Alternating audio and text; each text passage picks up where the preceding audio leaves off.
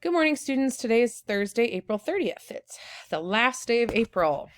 Today we are going to be continuing on the compare and contrast essay, and you're actually going to write your final draft in the assessment that we assigned you 2 Thursdays ago.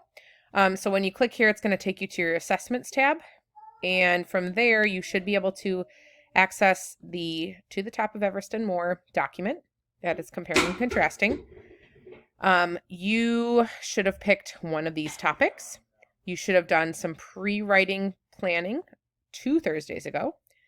Then last Thursday, you were to finish the graphic organizer.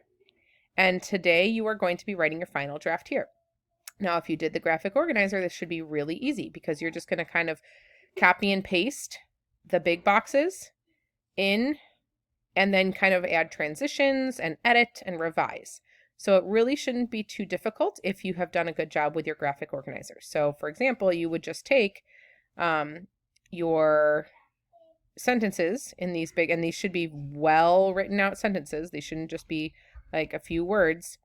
And then you are going to copy and paste them in order down here and edit and revise until it is a beautiful, well-written paragraph.